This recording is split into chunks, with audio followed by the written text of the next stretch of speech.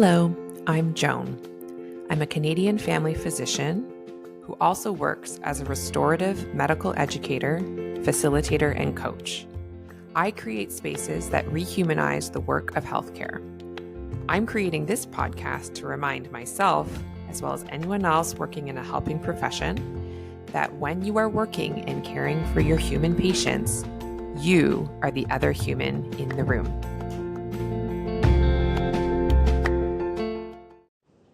Hello there, healthcare humans. Thank you so much for coming back for another episode of The Other Human in the Room. And yes, if you can't tell by the increased amount of ambient noise and different audio quality, I am the only human in this van driving to work on a very frigid January morning. This is being recorded on the same week that I recorded my conversation with Padre Gotuma. I still can't fully believe that happened. I still can't fully believe that I met him and had a workshop with him. He led the workshop. I was just a part of it. But anyway, I am a big fan of that human being, and I can't believe all the times I've gotten to interact with him this year. Last year. It's just been so lovely. And ever since that conversation, which was all about conflict and just bringing all of this nourishing, nuance and slowing down the pace and really looking at kind of the details of what we even mean when we say conflict, and just fleshing out the landscape of what conflict means to us in our lives, and what are some more human-centered ways to approach conflict. I've been thinking a lot about the conversation, and in particular, this one practice that I've been really obsessed with, honestly, for years, and have been really more intentional about actually practicing it with other humans over the last number of months, which is holding space for differences in beliefs. So if this is not the very first podcast you've ever heard of me, and you've listened to some of my past ones, you may recall I was raised in evangelical Christianity. And so at that point, my origin story is that, I was given a very certain and firm set of beliefs. And though sometimes actually they were contradictory, and depending on, which leader or pastor I was listening to, there were some contradictions, etc. Overall, though, probably the more dominant message was you have to believe what we believe, otherwise you're not a true believer, and you're not going to get into heaven. And actually, just as horrifying as the thought of not getting into heaven, you can't come to our church if you don't believe what we believe. So yes, there were threats of future separation from God, and those were scary. But honestly, for me, probably equally as scary, if not more scary, was the threat of excommunication, the threat of being viewed as not a Christian, not a good Christian, and so I noticed that my brain is very trained to feel safety if I'm within a group where everyone is holding the same beliefs and agreeing with each other, and feeling lack of safety, feeling danger if I am with someone who has a strong belief that I don't hold or don't understand, and feel gosh, do I have to try and match my belief to their belief in order to feel safe with them? And conversely, if I do have a strong belief and there's someone who has either kind of a neutral stance, doesn't know much about it, but especially if someone's expresses an opinion that seems against my belief, again, I get really activated of oh no, that in that case, it's more oh no, now I have to try and convert them to my belief, because that's what it was growing up. I was through high school with my friends, I had genuine friendships, but all of them also had the underlying theme of but unless they're a Christian, I've failed them as a friend, because they're going to go to hell. And so there was this underlying current of oh no, they believe the wrong things, and that means they're in the wrong category, and if I really cared, I need to be kind of constantly trying to get people on the good side, the right side, the righteous side, right? And that was very stressful back then, and it's still stressful now to have such an undercurrent flowing through me at all times. It's exhausting, especially in some ways now that I no longer really consciously, like at least in my like cognitive conscious mind, and my body agrees, for the most part. Like, I don't believe that I'm ever gonna have the ultimate one right belief of the universe that everyone should agree with anyway.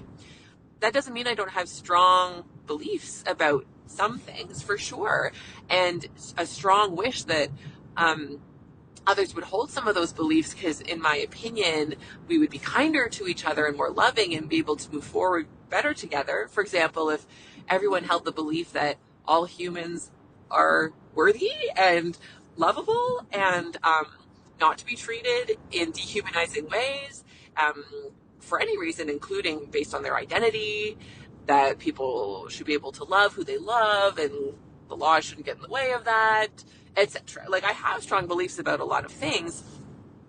And I also have not at all strong beliefs about a bunch of things too. For example, within medicine, I had that whole podcast that was about like the right answers and how it is actually extremely rare within science in general and medicine as the, imperfect human application of the current body of science around the human body. There's typically multiple right answers to a given problem. And so I very much feel less this compulsion to have one right way for, how to treat pneumonia or whatever. And yet the current still runs in me. I still notice those little like tremors of like, say I'm describing a case and a decisions I made, I still have that anxiety tremor of like, oh, they're going to think I was bad and stupid and chose the wrong answer, And so I'm practicing holding space for differences so that if, say, I speak of a case to someone and the other person says, oh, that's interesting, I wouldn't do it that way, I would do it this other way. Like, holding space for the part of myself that feels anxiety, but know that that's not the part I want to lead the conversation. I don't want my ultimate thesis of how I spend my time and live my life to be that one of us has to be right, and that now we have to try and collapse our difference of opinion down to agree with each other. Otherwise, we're doomed, right? And I think, especially after talking with Padraig and, some of the situations he's describing are these like deeply entrenched, like cultural, religious, identity, community, and culturally formed differences that like a simple conversation or debate just like truly is never going to solve. And how does that kind of conflict still generate something like positive, still generate something nourishing and connecting between people? Can we say, I don't agree with you and I still can be in relationship with you, right? And again, if you've been listening to the podcast, you'll know I have a real personal stake in asking myself that question because, I no longer have any religious affiliation. But if you heard the podcast that I did with my dad, you'll know, my parents very much, they are now of the Catholic faith, as he said, and very ardently and firmly what I would consider to say like conservative, not only religious beliefs, but also like political beliefs. And as you heard us talk about on the podcast, like even influencing, well, in my opinion, influencing for them, and maybe they would think the same for me, are like beliefs of like what the science showed in the COVID-19 pandemic. Like this is infiltrating and influencing medicine and science, right? Like interpretations of science are influenced by our beliefs.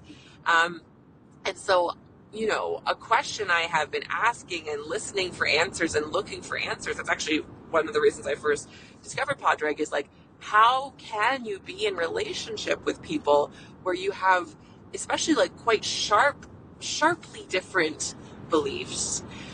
Because what I see in like the outside world is certainly on social media and sort of like general media and discourse in such spaces, which is kind of the main place I like witness society, right? Like, though even, in conversations with colleagues or whatever, like the way we speak of those that have differences of beliefs and positions, I do not find most of them, the dominant conversations, they are not generative, right? And they're about who is right and who is wrong, and therefore who is good and who is bad. The struggle to understand how someone could hold a belief that's different than ours and yet still be intelligent and still be a good person and still have positive qualities is like, you hear that all the time. I hear it all the time. Like, how could an intelligent person not get vaccinated? Or like, how could a good person vote for XYZ person, right? I've heard that. And like, it's not that I don't feel a version of those questions in myself, but those questions show this story that I'm going to posit as an inhuman story, which is we think we are only good if we have the right beliefs. We think that we think that our intelligence protects us from having beliefs that are influenced by different things. We think that there's a lot of thinking. How do I say this? Like, there's a lot of in-group thinking happening, certainly around politics and different issues like that, right? And that's one level, and that is true. But the thing that troubles me more is how it appears then, if we think like only smart, good people believe this versus that, what that then invites us to do in terms of treating other people who don't hold those beliefs. It would be one thing if you're just like, I can't respect anyone who voted for this person, or I can't respect anyone who practices medicine this way, or I can't respect anyone who believes this thing. Like, if that was simply a thought in your mind, or maybe even a thing you said out loud. But the thing is, if that's sort of the positioning we have, and I'm just speaking for myself, you can disagree because I'm holding space for difference. But like, I notice that when that's the position I try to hold in my body, first of all, it doesn't fit well in my body. I find it very difficult to swallow a notion that I'm only allowed to hang out with, agree with, love, be in a relationship with, have positive opinions about people who also hold all the same beliefs as me about every single thing. And it's sort of like, it has to be every single thing, because every issue matters. Every issue has impact. And so it's like, you got to agree on all the things. Otherwise you can't be in a relationship with each other, or you're betraying something, right? That doesn't sit well with me. First of all, because it really would mean I wouldn't have any friends or any relationships, because we're all disagreeing about something, right? And it doesn't sit well with me, even if some of the beliefs that someone I love is holding, I really think are harmful. I really think are like causing damage in the world, even in those cases, me feeling like the only thing I'm sort of allowed or supposed to do is to treat them with contempt, treat them with disdain, and or constantly try and convert them to my side. My body can't hold that anymore. The converting one in particular, I spent my whole childhood doing that. I don't want to do that anymore. And so what's my alternative, right? Like, so with people like my parents or other people in my life, people I love who hold differences of an opinion, a newer person in my life that this applies to, and you can hear the out loud practice of how we are in relationship with each other, despite having quite distinct worldviews about things like even, what health promoting methodologies we prefer, is my friend and co-host on our podcast together, Jamie Lee Finch, the podcast that we have, Experiential Anatomy. She has at this point in her life, like through her actions and her beliefs, stepped away completely from the medical system that I not only subscribe to, but are still a part of, right? And we also have some other differing beliefs, evolving views. We recently had this conversation that we recorded for sort of like the paid version of the podcast that's on our Substack, that's all about COVID-19. And she got to share her like evolving views of the COVID-19 pandemic and where she started and where a little bit about where she's ended. And I got to share some of mine.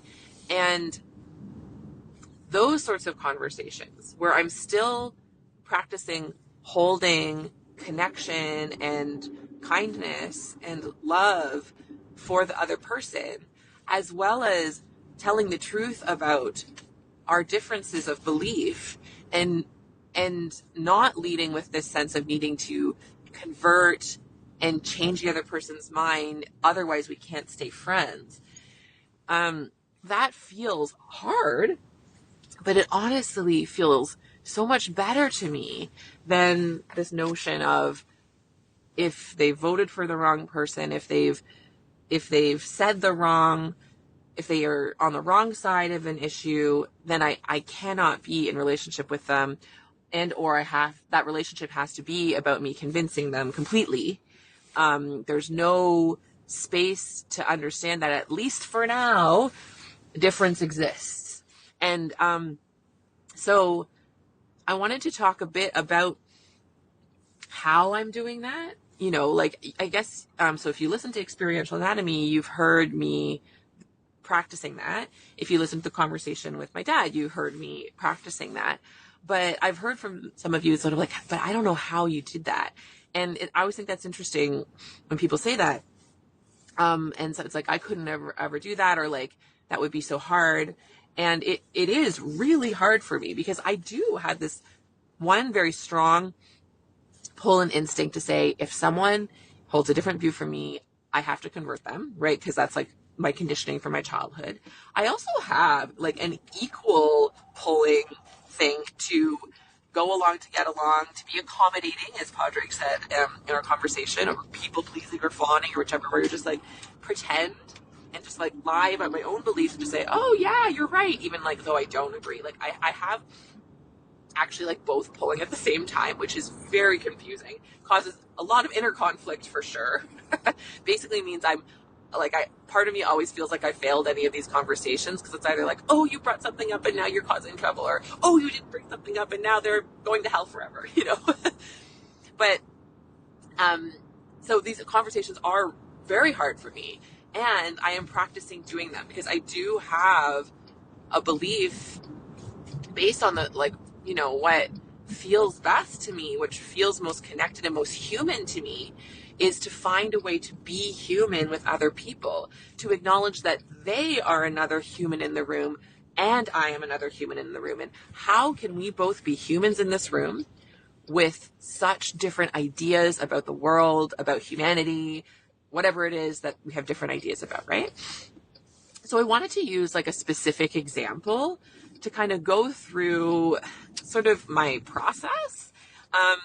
I don't have like a 12-step plan or something very fancy, but like I do have like an underlying sort of practice and philosophy that I always remind myself of, sort of like a couple mantras you could say, or like ideas or phrases that are what ground me back into not trying to either convert or avoid the conversation altogether. Like, how do I still say what I believe and hold space for them to say what they believe without anyone having to try and convert the other, or distance each other from each other, right? And so the shorter version of the idea is the same kind of intention that I try and lead with, like in all my patient encounters. I say try to, of course, many days I'm in my head and thinking a million different things, but like, I know what feels best in terms of encounters with any other human, actually, which is when I'm leading with the intention to understand and connect, right? You've probably heard me say that before. The sort of expanded versions of that the two sort of pieces of writing that sort of give extra details and textures to the concept of understanding and connecting with another human. One is from, The Place Where We Are Right, that poem that I read in full in my podcast called The Right Answers, and that I reference with Padraig in our conversation. And so, just to recap, like that poem is about how, like, when we feel like we have to be right, that place is a place that can't bear any fruit. So there's no space for connection. There's no space to have a relationship with another person if really the main goal is to simply be right, to be fixed in your belief, and that's all there is to it, right? But doubts and loves dig up the world. And so for me, doubts is connected with understanding. Like, I cannot be leading into a conversation where I'm trying to understand another person if I already feel like I have a complete, full, fixed opinion about them, right? And so leaving space for doubt, leaving space for surprise.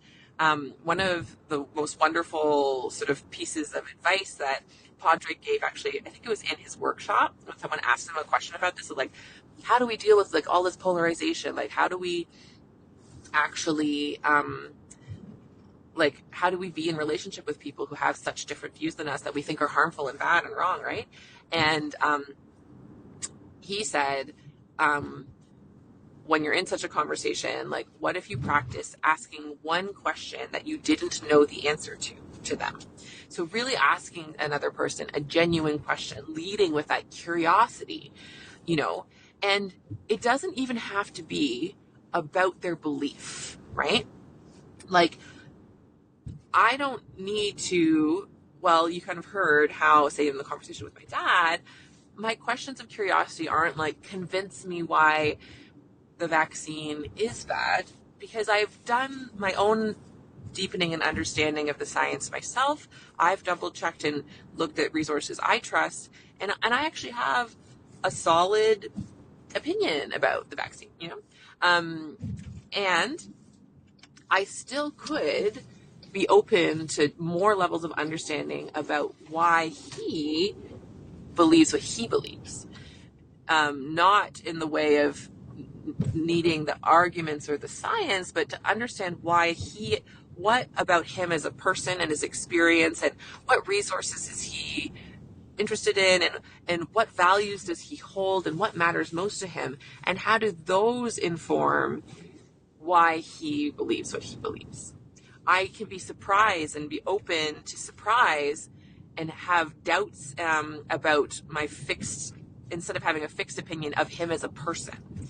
And so that's what understanding means to me. Like, understanding, really answering the question that we hear so many people ask: how could a person vote for this person? Or how could a person believe that? I don't understand how a person could believe that. So what if we sought understanding of how a person could? What if we really answered that question we're asking, instead of simply saying that and feeling baffled, right? And I'm not saying we have to do this work all the time. This work can be hard. This work can be emotionally activating. But I'm just saying it's something that I've noticed as I practice. The benefit is I've really reached, like, deeper levels of understanding within myself and about my own fixed beliefs that I wonder if I could soften. And for other beliefs, understanding, for example, why my parents are pro-life has really deepened and strengthened my pro-choice arguments. Like, they have, and it has brought more nuance and complexity to those that I actually deeply appreciate. And so it hasn't made me feel like I had to convert to their side by hearing some of their concerns about how abortion or made or provided, right? Like, actually seeking some understanding about what they are concerned about has positively influenced and strengthened my belief system, including still having a very, very different belief system than them. So there's a lot of benefits to seeking understanding about at least the other human, and even sometimes sometimes their belief. And everyone gets to decide what they're curious about, right? Like, and so leading with this seeking to understand and curiosity, that's a big piece of it. And then the second part is that connection part, right? So that's the loves, doubts and loves. So like the loves part, seeking that connection with the other person. Can I find a way to relate to that person? And that brings up the second quote that I say all the time. So the first one is now doubts and loves. I actually have it as on my lock screen. The second one is that phrase from hospicing modernity, which is like this way of learning, this sort of philosophy of learning where the teacher says, I actually don't care what you think, but I do care that you seek and you increase your capacity to dig deeper and relate wider. So again, dig deeper is that seeking of understanding. And relate wider. Can I relate to more humans on this planet? It can feel very scary. It can feel very wrong. Like, I don't want to relate to Donald Trump or whoever, right? I don't want to relate to them. And I'm not saying that you have to. Again, feel free to have a very different philosophy of life, right? I'm just sharing mine so you can maybe have some understanding of like why I'm having conversations with my dad on my podcast or spiritual anatomy or whatever.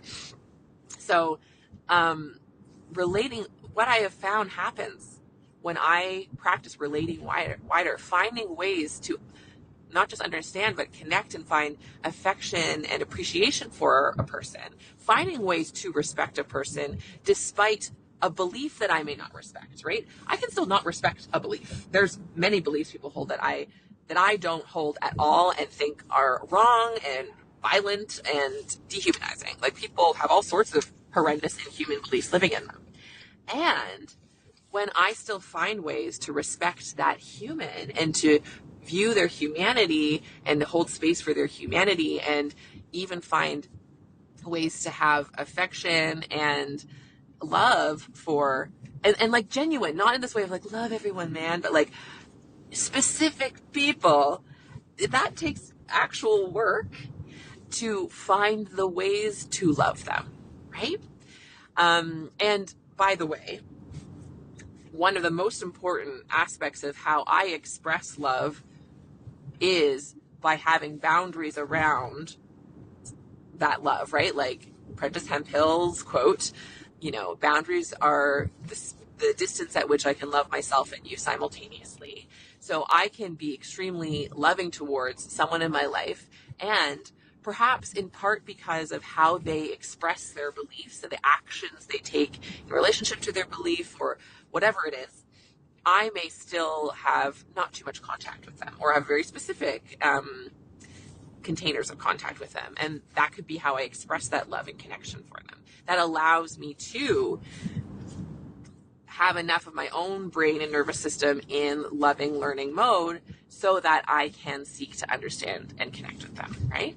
So this is not me saying just love everyone and it will be okay, but also I am curious about, for myself, the project of what does it actually look like in detail, in specific detail, to love people and connect with them despite having these differences, right? So I'd said before, and then I got into all of this like theoretical stuff, but that is the methodology. That's the philosophy. Understand and connect, which means doubts and loves, which means digging deeper and relating wider. Like all of these I think of, and that means I lead with curiosity and compassion, like the two buckets, the two wings. And of course, just to say, it starts with me. I cannot have curiosity and understanding for someone else if I am not more so having it for myself and my own views and my own reactions. And I certainly cannot hold love, compassion, connection for others if I am not deeply connected, loving, and compassionate towards myself. It starts with me and then moves outward. So I've said I wanted to give an example like 3 times, but now I'm actually going to give the example because it's sort of real time and I kind of just want to talk it out. Like, I don't have I'm not settled, which is the point. Like, I don't know that maybe for some things you get settled. I'm not sure, but lots of things I'm still unsettled about. Like, gosh, how do I actually embody this notion of holding space for difference around this issue. And so the issue I wanted to talk about is the issue of like obesity management, weight and I'm not a fan of those terms anymore. And it's coming up now because I'm in this like small group learning group. They're called PBSG groups. It's like a way you can earn your like medical credits. You like get together with a group of fellow, I think it's only for family physicians. It's in Ontario where I live. And there's these modules that you can read that sort of review the latest evidence on any given topic related to family medicine, and then you like talk about it and you like learn together, and it's great, and you get lots of good credits for it, and it's also just an excuse to get together and be like, help, how are we practicing family medicine? And I really love my group. And the topic that we're doing next time is, the title of the module was obesity management, right? And so it came up for me again, like, gosh, like I just have this sense of like, how do I hold difference, and what does it look like to sit with differences of opinion and belief about this issue? Because I've mentioned a few times and had a podcast way back, like in the first year I did the podcast with, what is her last name? Stephanie. I'm sorry, I don't remember her last name. Dr. Stephanie, who came on and talked about weight stigma. And as like a self-identified fat doctor, she was talking about her personal experiences, but was also talking about this sort of movement that, as I listen to, I do find myself agreeing with more than the dominant message, which is that recommending people lose weight is an ineffective strategy and really often can cause harm, if only because it stigmatizes people who are in larger bodies more. And that just like weight loss as a medical strategy is worth really questioning. And I won't get into the details of it, but the more that I sort of investigate and deepen my understanding of it, right? Because that's that piece, like curiosity piece of like willing to be wrong, but gosh, the one side, I know it's sides, but like the argument saying that inviting us to not focus on weight loss, that weight loss and focus on weight as a health factor, like a health measure, is not effective and causes a lot of harm.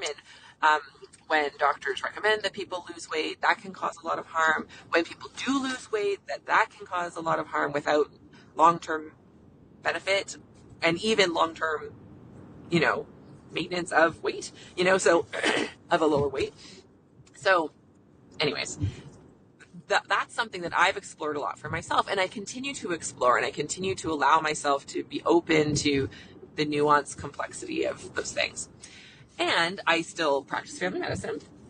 And so that means, first of all, there are, I think, still the majority of physicians, are following the more dominant idea, which is that, everyone should want to lose weight if they're overweight. And if your BMI is above this, you should want to lose weight.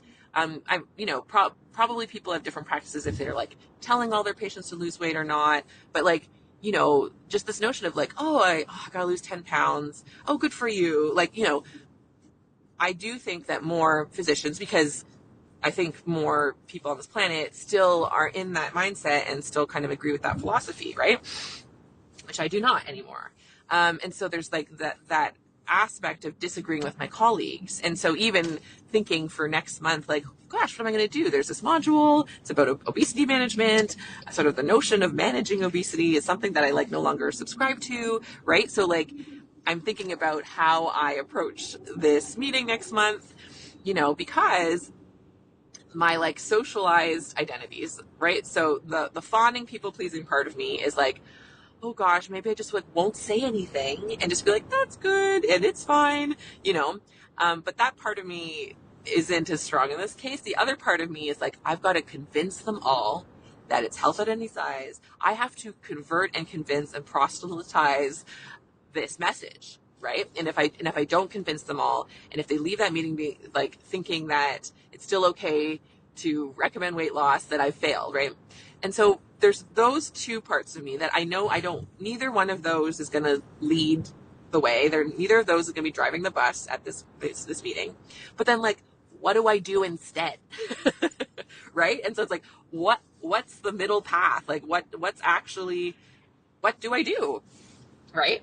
And the same thing, I'm noticing myself still feeling kind of uncomfortable and awkward about the conversations I'm having with patients, because more patients than ever, I swear, are wanting to talk to me about weight loss, because Ozempic and Wegovy and, these medications, these injectable medications, are, very hot on the scene, and everyone's heard of someone who's on them. And so, and they do appear to more effectively take, allow people, when you are on them, your appetite is suppressed enough that your body loses weight, right? So, versus before, the conversations would be like, well, honestly, none of the medications we have even do the thing you want them to do without horrible side effects. And even then, they're not effective at doing the thing you want them to do, which is lose weight. So it would be kind of a non-starter. But now we have these medications that I have seen in not every patient who's taken them, but a solid number of patients who've taken them. And the studies show they facilitate loss of weight, right? So, now I have all these conversations, and I kind of joke with my patients. I'm like, okay, get ready for my blurb. Here's my spiel. And I'm trying to like do a real quick version of like, do you know that there's this other alternative where like weight is not the best measure of health, and someone along a whole spectrum of weights can be absolutely healthy underneath and have great health outcomes. And I encourage you to not consider the scale and weight the main way that you measure your health, because it's not a good indicator, And so I still am like working on my spiel, and sometimes the eyes glaze over, and sometimes I just feel like I haven't fully landed on the approach that is going to actually be effective. And part of it is, so like, that's like why I'm talking this out, right? I'm like, so like, what can I do instead? What can I do in these situations? Knowing that long term, say I would love for more people, whether it's colleagues or patients, I am convinced and think the science does seem to indicate that this philosophy could be overall more generative than the weight loss philosophies that we've been given that seem really entrenched in some really oppressive, inhuman ways of thinking. So, I'm not going to change my mind back to that. And I am still interested in speaking of my views and inviting people to consider if they resonate with them as they resonated with me. So how can I do that in a way while I still hold space for if they are at a different place in their journey? And actually, that's been one of the things where it's like, what if they're just at a different place in their journey? And I don't know what their journey looks like. I don't know how long their journey is. I don't know if their journey ends up where I am now, because I don't know if my journey ends up where I am now. Certainly, probably not, right? So like, and can I still speak of the difference of philosophy and difference of belief here? As a piece of their journey, right? Can I still understand and connect with them about where they're at and what they've learned, while also still speaking my philosophy? Yeah. So did you see, like, I'm literally like thinking this out in real time. I think that is the thing. Like, so for patients, I think part of it is, I've noticed that like the spiel in the TED Talk or whatever, sometimes make a joke of it and they go, okay, well, can I still try Ozempic anyway? Like, it does make sense, I think, to still name something of the fact that they have options of how they even want to view their weight. And they've probably mostly or only heard the dominant one, which is losing weight is good. Losing weight is healthy. You are bad if you're at a high weight, right? So I do think that me naming some version of that spiel gives them more options. And so maybe, especially if I phrase it that way, that might start to feel better. Because the way it's feeling now is a little bit converty, and and I can feel it. It's like kind of intense coming from me, and so I'm just like, how can I offer it in a way that may be more easy to receive? Could it involve handouts? I'm not sure. And I do think, though, before I say my spiel, and sometimes I remember to do this and sometimes I don't, people are always more ready to receive and understand and connect with my point of view if I have modeled and gone first in seeking understanding and connection of their point of view. So they ask for Ozempic, and I usually go into my spiel. I'm reminding myself now and setting the intention of first seeking understanding and connection about why they want it. And maybe that means they need to come back for a different appointment, or, if I'm typing to them, I ask them those questions first. Tell me more about why you're interested in Ozempic. Tell me more about what you've heard about it. So I have an understanding of their understanding of it, right? And like, what would it mean to you if, what do you think it would mean for you if you were at a lower weight? Why does this matter to you? Like, I think asking those open questions, asking questions that I'm willing to be surprised by the answers, being like open and curious and affirming whatever answer they have. The thing that has been true, like when I've done things like that with patients, is like often it's like, oh, I want to move better, or I want to feel better. And like, then it is easy for me to, not in a people pleasing way, but like an authentic way, being like, oh, like I totally understand and get why you would want to feel that way. Like, that's beautiful, whatever. So like, I think making sure that I remember to do that understand and connect piece first. And then I think also asking for their consent before going into my spiel. And typically they say yes, but sometimes like, what, I've actually heard it before. You've said it to me before, so like, I don't need to hear it.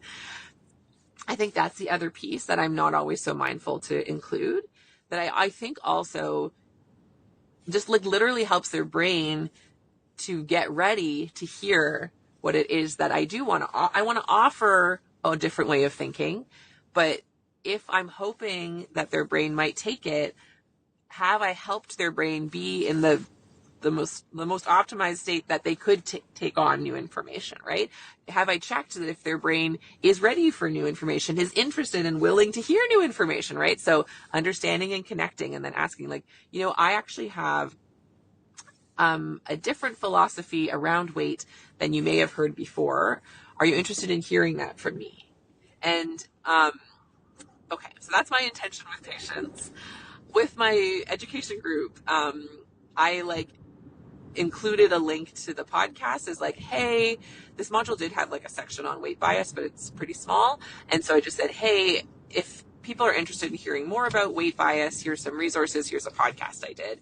And again, I think that felt good to me, because it's, again, not me taking over the entire meeting and being like, this is all terrible and wrong and you're all stupid if you believe this, which is like, there's just like this little part of me that doesn't actually want to do that, but thinks that someone will judge me if I don't do that. If I don't act like the most like unhinged people on the internet, like there's this part of me that's like, oh, someone will think I didn't do a good enough job. The host of Maintenance Phase will shame me for not like being finger waggy enough or something. I have to laugh, but it's real, so again, it's like understanding and connecting, and same, like in that group, like, well, I'm one of many and we're peers. I'm not there to teach them per se, but we are kind of there to teach each other. So we can all ask questions of one another, and what do you do, and have you noticed, and what's your view on it, and I can share as their peer that I struggle with, like kind of what I'm saying, like that I struggle with it, because of my different philosophy. So I can be authentic and I'm driving. People are driving around. I can share what's authentic to me, but I don't have to share it with the purpose of converting them. That all feels so much better. I'm so glad I talked this out. Thanks for listening, guys. Yes, I needed that about this issue in particular. Because it's just been a little bit, I've noticed I'm a little bit off, and I think it's been a little bit in this direction of like, I can't be okay until everyone believes what I believe.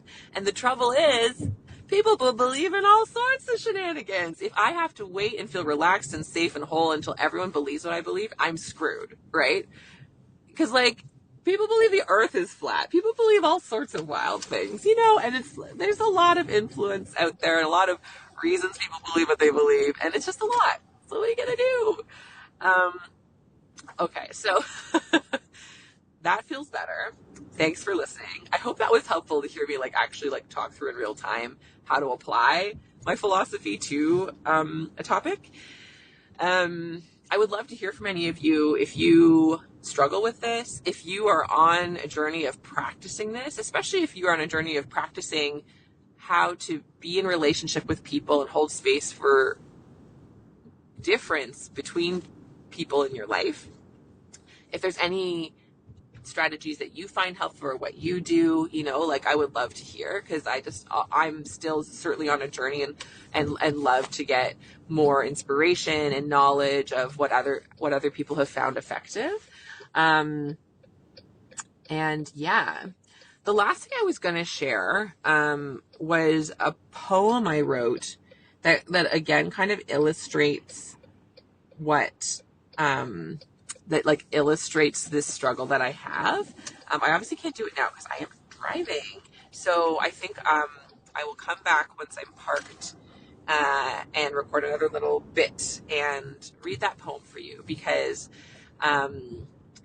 it also plays on the theme of, I just was talking with Padraig, the poet, and he inspired me to start writing poetry. And this poem really helped me kind of settle anxieties I was feeling about someone in my life who has different political beliefs than me, and so I would love to share that with you. So I'll share that and then I will sign off. Hello again, no longer driving. And so here is my poem to close out this episode on holding space for difference.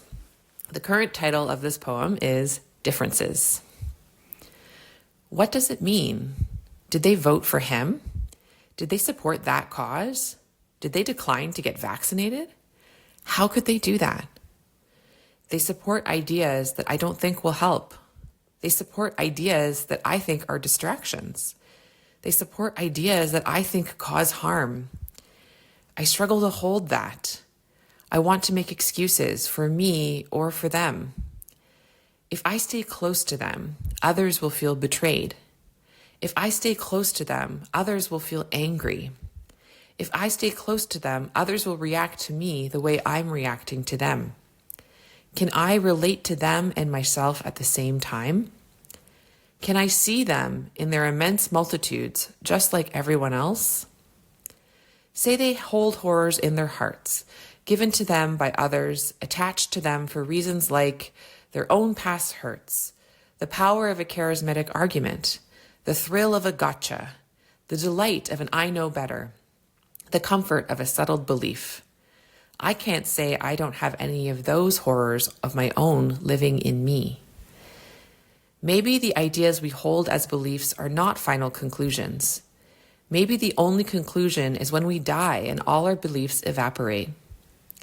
Maybe our beliefs are only resting places on our intersecting journeys where the invitation is to dig deeper below where we were resting now, and maybe we meet each other underground.